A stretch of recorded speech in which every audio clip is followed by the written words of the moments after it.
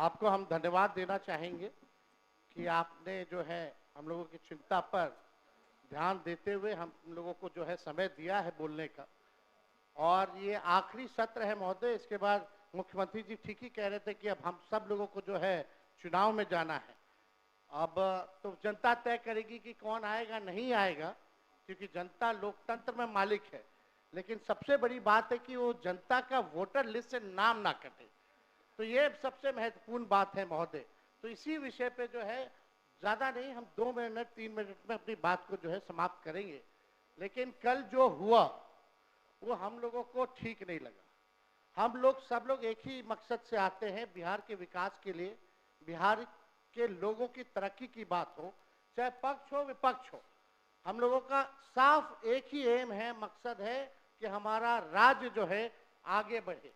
कल अगर किन्हीं लोगों को, क्योंकि अब ये आखिरी सत्र है, तो इतने 5 साल में अगर हमसे भी कोई गलती हुई होगी या हमारे सदस्यों से कोई गलती हुई होगी, अगर ठेस पहुंची होगी, तो उसके लिए भी हम माफी मांगने के लिए तैयार हैं। कोई इसमें बड़ी बात तो है नहीं महोदय। लेकिन लेकिन लेकिन ये दोनों तरफ से महोदय होना चाहिए था।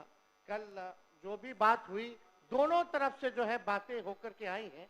अब हम नहीं चाहते कि बेकार की बातों पे हम लोग जो चर्चा करें, मुद्दे की बात पे जो है हम सब लोगों को जो है चर्चा करना चाहिए महोदय। कल जो हम बता रहे थे महोदय कि अगर बाहरियों की बात आई है तो इलेक्शन कमीशन कौन होता है तय करने वाला? वो तो भारत सरकार और केंद्र मंत्रालय का गृह विभाग का ड्यूटी है। इलेक्शन कमीशन का काम है निष्पक्ष चुनाव कराना। और इलेक्शन कमीशन ने एफिडेविट किया है सुप्रीम कोर्ट में 700 से भी अधिक पन्नों का, जिसमें कहीं भी जो है विदेशी शब्द का जिक्र नहीं है, नेपाली, बांग्लादेशी, म्यांमार का जिक्र नहीं है महोदय। और आप देखिएगा जो बीजेपी के भी जो बीएलए होते हैं, बूथ लेवल के जो एजेंट होते हैं, उन लोगों ने भी आज तक इसके बारे में शिकायतें नहीं की। ये सच्चाई है महोदय। बात अगर घुसपैठिया अगर आया भी है तो ये लोग खुद स्वयं सरकार अपने ऊपर पे सवाल उठा रही है। 2003 अटल बिहारी जी के समय हुआ था, राज्य सरकार में राबड़ी देवी जी मुख्यमंत्री थी, आखिरी बार 2003 में हुआ था। उसके बाद 2005 से 25 तक तो मुख्यमंत्री नीतीश कुमार जी और 11 साल से प्रधानमंत्री नरेंद्र मोदी जी। अगर कोई विदेशी अगर घुसपैठिया अगर आया है तो गलती तो सरकार की है महोदय, उस समय के लोगों की है।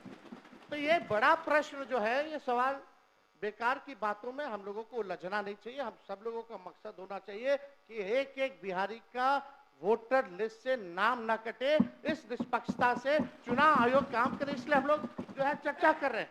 और इस विषय पे तो जनता दल यूनाइटेड के एमपी ने भी कल जो है हम लोगों के पक्ष में बात रखी है महोदय।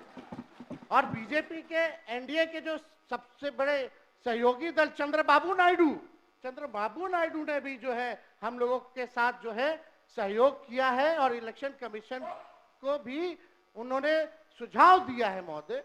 वो आप लोग भी, हम चाहेंगे कि कल मुख्यमंत्री जी बोल रहे थे तो हमको लगा कि मुख्यमंत्री जी जरूर इस पे बोलेंगे, पर हम चाहेंगे कि मुख्यमंत्री जी आश्वासन दे कि एक भी बिहारी का वोटर लिस्ट से नाम जो है नहीं कटने देंगे महोदय। क्योंकि जाति आधारित गणना जब हम लोगों ने कराया था तो 9 से 10 महीने लगे थे बिना डॉक्यूमेंट के, 9 से 10 महीने। और उन 9 से 10 महीने में बीजेपी के ही लोग कहते थे कि हमारे पास नहीं आया, हमारे पास नहीं आया। तो 25 दिन में कहां से 8 करोड़ लोगों के पास चले गए होंगे महोदय? ये तो प्रश्न तो खुलता ही है। तो हम तो सारी बातें महोदय कल कह ही दिए थे।